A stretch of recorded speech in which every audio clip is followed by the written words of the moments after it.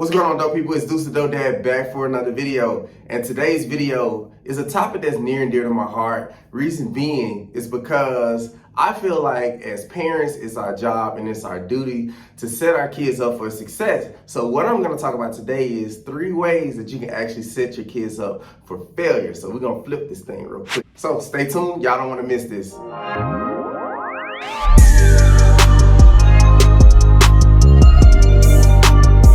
Alright guys, so if any of y'all were wondering why did I title this video, how to set your kids up for failure, reason being is because I've noticed in teaching, whether it's adults or kids, that people tend to capture the message when you're talking about the negative effects more so than when you're talking about the positive effects of something. So if I would have called this 3 ways to set your kids up for success, you know, most people will kind of brush over that. But more people will want to know, hey, how can I prevent my kids from failing? That's why I titled the video what I titled the video. I'm gonna grab my iPad here, just in case I need to look down real quick at my notes. All right, so the first and one of the worst things that you can do to set your kid up for failure is by not teaching them the power of giving and the importance of giving. What I want to do is give you a couple of benefits of giving and simplify this in a way that you can convey this message to your child. I want you to think back for a second. Think back to a time, or maybe the last time, that someone was in need of something and you had the means to give them something or share something with them, whether that was money, whether that was your time, whether that was just a listening ear, whether that was your car or anything. I want you to just rewind and take back and think of that moment. Go back to that moment, and especially if they were grateful for whatever you helped them with, I want you to go back to that moment and I want you to think about how you felt. Did you feel happy? There's a good chance you felt happy. Did you feel fulfilled? There's probably a good chance you felt fulfilled. And why did you feel that way? It's simple. Giving makes you feel good. It's just that simple. It makes you feel good. It gives you a boost of energy. It makes you happy. And the more time that we can spend being happy, the less stress we are. The less chances of stress being able to sneak in. And we all know that stress is one of the leading causes of death, right? So giving allows you to feel good, which allows you to be healthy, right? So giving makes you happy. Being happy, it affects your mental state, your emotional state, and a lot of times even your physical state. And if we can keep those things intact, the more healthy we are. Another good reason to give is the law of reciprocity. Now, some of you guys may have heard of the law of reciprocity, some of you guys may not. If not, I'm gonna briefly just talk about that real quick. Now, the law of reciprocity shouldn't be your primary reason for giving. You should just give because it's the right thing to do and it makes you feel good and because it helps your neighbor, right? But the law of reciprocity also states that when people receive something, they feel compelled to return that kind favor. Now, the law of reciprocity can go one or 2 ways. If you're thinking of it in a positive light, you created a domino effect, because when that person that you gave something to, whether that was food, whether that was money, we talked about the different ways that you could give. Think about when that person is in position to give, right? They're gonna be more compelled to return that favor, whether it's to you, right? Or whether it's to somebody else. So now you've created a domino effect. Now you have created the energy of paying it forward. Doesn't it make you feel good to be able to kick over a domino and people just start paying it forward because of, I mean, that alone should be a good enough reason for you to give. So you want your kids to understand that. Now, I also had a mentor say years ago, and sometimes you even hear pastors say this too, and it's a crazy concept, but really think about what I'm saying right here. Whatever you need more of, give that away. I'm gonna repeat that. Whatever you need more of, give that away. Now, some of y'all that probably never heard of that before, you probably trying to comprehend what I'm saying. Yes, that's what I'm saying. Find a way to give away whatever you need. So, if it's money that you're lacking, give away more money. It's amazing how the energy that you put out in the world comes back to you. So if genuinely and naturally you're a giver, what's gonna start to happen is genuinely and naturally you're gonna become a good receiver. And you have to be open to receiving. Now, if you're a person of faith, everything I talked about is just bonuses. If you're a person of faith, 9 times out of 10, you give because, hey, you know you're supposed to give first fruits. If you're a tither, that's great. That's good. And it's amazing. It's a form of giving. Everything that I talked about also works when you're tithing as well. So it's important to note that. Now, the next way that we can fail our kids financially is not teaching them the importance of saving. Now, I really want to drive this point home. So I'm going to hit you guys with some facts. And I know the money conversation is sometimes a tough conversation. Sometimes people get a little sensitive when it comes to having this conversation and the topic being brought up about money. And you have to ask yourself, well, why is that? My personal belief is the reason why it's tough for some people to have that conversation is, it's a good chance that they may fall into that 76% Americans that live check to check. Now, there was also a study last year that said 45% of baby boomers don't have enough for retirement. So that's almost half of our elders that don't have enough money to retire. So you may ask yourself, well, what about the rest of our baby boomers? What about the other 55%? Well, of that 55%, 28% of baby boomers don't even have $10,000 saved for retirement. So basically what that tells me is half of baby boomers that have a little bit saved, half of that would still need to rely on Social Security benefits once they retire. And you guys know, like I know, if you're a millennial, right? There's talks right now of Social Security not even being around when we retire. So as a parent, that should be one thing that we should be teaching our kids not to rely on, because the odds of that even being around when your kids are at retirement age or when they're older is slim to none. And more none than slim, in my personal opinion. Now, check this out. This is another fact for you. Now, in 2019, there was also a study that came out that 50% of Americans didn't save not one penny. Not one single penny in 2019. We all know just a year later, we entered a pandemic. So when you think about people that didn't save any money in 2019, think about the position some of those people could have been in once the pandemic hit, and let's just say business wasn't going as well anymore if they ran a business, or let's just say if they had a job and they were laid off, or if they were fired, So the pandemic made things tougher if they already had a tough time in 2019.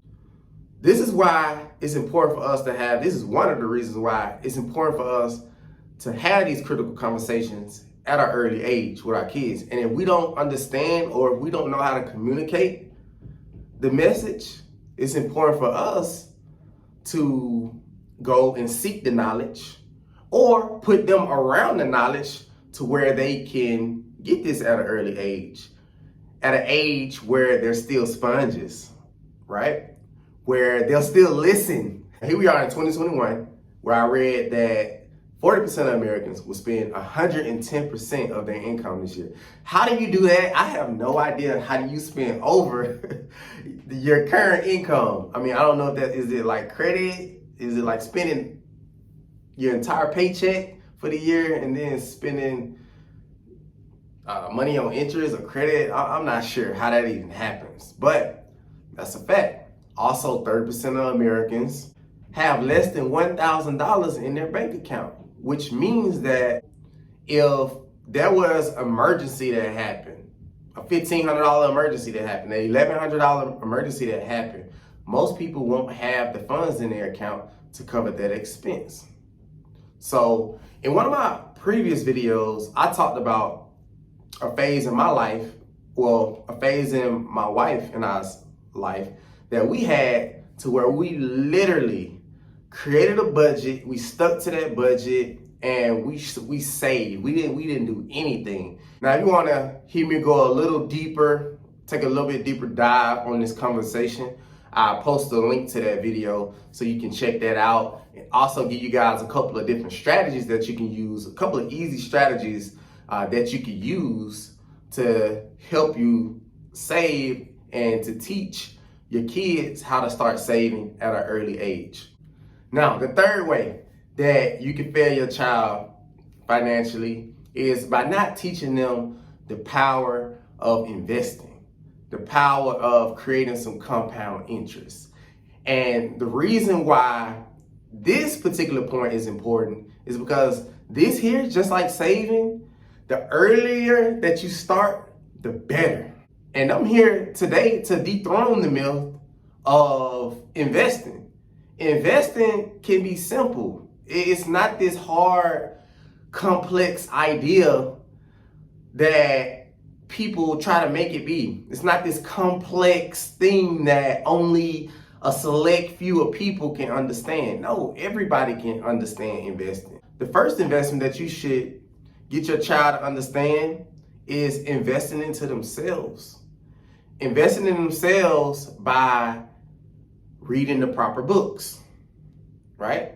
On money, on relationships, on spirituality, on health, right? So the best investment you can make is into yourself. And it's important for the kiddos to understand that as well. It's one thing that we really want them to understand. What we really want them to understand is knowledge isn't power. It's the application of that knowledge which has the power. What good is it for you to have all this information and to do nothing with it, right? It's almost pointless. So don't just get the knowledge, but let's teach the kids how to actually apply the knowledge, walk them through the application process. Now I'm gonna give you a couple ideas to set your child on the right path as far as investing. Now parents, you can set up what we call a custodial account. This is an account that you'll actually control until the child is between 18 to 21, whenever you feel that they're, responsible to take over the account for themselves. Now, with this particular account, when you're investing into a custodial fund for your child, now what's cool about a custodial account is you can invest up to $15,000 a year into this account. And for married couples, you can invest $30,000 into that account. Now, here's another good plan that you can set up for your child. It's called a 529 or 529 plan. And this particular plan here is strictly for education expenses. Now, this plan used to be strictly for saving money for college, but a few years back, there was a new law passed saying that basically Your child can use this once they're of age, and it has to be qualified expenses for some form of education, right? And do whatever you want to do with that information right there. But it doesn't have to be strictly for college, but as long as it's for education. Another benefit for the 529 plan is it grows tax-free. So that's also good for you parents. Let me give you some quick game real quick. So let's say you run a business and your child is of an age where they can help out with the business. So you have an LLC, right? And you hire your child. Now, one thing you could do is you can hire your child, for the business, and you can also pay them, and you can have that money going straight into the custodial account, or you can have that money going into that 529 plan. And when it's tax time for you, now that money's going tax-free for them, right? But also when it's tax time for you, that's a write-off for you. That's kind of one way that you could kind of work this thing. That's just a free gem for you guys if you didn't know that you could do that. For my last tip, I'm gonna give you guys something that we do in our household for our kids, and something that I personally did at the age of 28 years old. I actually had to go back to the basics when I was in a predicament that I didn't like financially. So I went back, and this is something simple that I did, that my wife saw me do, that the kids saw me do, and now it's just become second nature for us, and something that I hope can help you all too. Now, I call this saving or investing with a twist. And typically the traditional way parents teach their kids to save is by having a piggy bank. And that's good, it's better than nothing. But a better way is creating what we call the jar system. Now, I also talked about this in my video that I did on saving a couple of months ago. And like I said, I'll put that video somewhere in the description or in the comments somewhere. So let's just say my oldest son, let's just say Christian, let's say grandma gave him $10. Now Christian automatically knows out of that $10, he can only spend $7. So 30%, he understands now that 30% of any cash flow or any money that comes in, it gets tucked away. 10% is going to go in the tithing jar.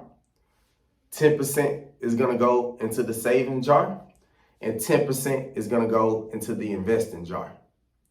And that's been one of if you don't hear anything else in this video, when we did that right there, it literally changed the game, like in our household, because it set us up. Just the power in seeing your progress, like right in front of you. So, of course, the tithing, the saving, the giving jar, that's going to get empty all the time because we're giving that away. The saving jar, it's amazing how that continues to compound and grow over time. If we ever got into a situation where we got in a pickle and we needed to go grab some cash real quick, all right, that jar is for that. The other jar for investing is, let's just say my son wants to start selling candy or something. Let's say he wants to start a vending business or something like that. Or let's say he wants to, start renting bikes or something to the kids in the neighborhood. He'll take money from that investing jar and he'll go purchase that bike to start renting to the kids in the neighborhood. Or let's just say he wants to take that money to start that vending business. Cool. When he gets enough money in that investment jar, cool, let's go start the vending business. Or if he wants to take that money, or if he's not at an age where he can own or operate any of those businesses with our help, what we'll do is we'll just take that money from that jar. And like for my 2-year-old, for example, we'll take that money from that jar. We'll put it into that custodial account. We'll put it into that 529 plan. Now, that's some of the best advice I can give y'all right there. If you don't do anything else, if you hadn't heard anything I said in the entire video, please take that serious and go back and watch that video where I kind of break down our journey and how we did that. I really believe in my heart's heart, if we didn't create that jar system, that we wouldn't have set ourselves up for the success that we're currently having now. So if you hadn't heard anything that I've said this entire video, please go back and watch that video that I'm gonna post in the description. Please go back and watch that video and put that plan right there into action and watch what happens. All right, y'all. So as always, I appreciate y'all hanging out with me. I hope you found value in this video. If you did, please share this with other parents that you feel get some value from this video. See y'all next time. It's Deuce the Dope Dad. I'm signing out. Oh yeah. Hey, don't forget to like, comment, and share this as well. Forgot to say that. Hit the like button too.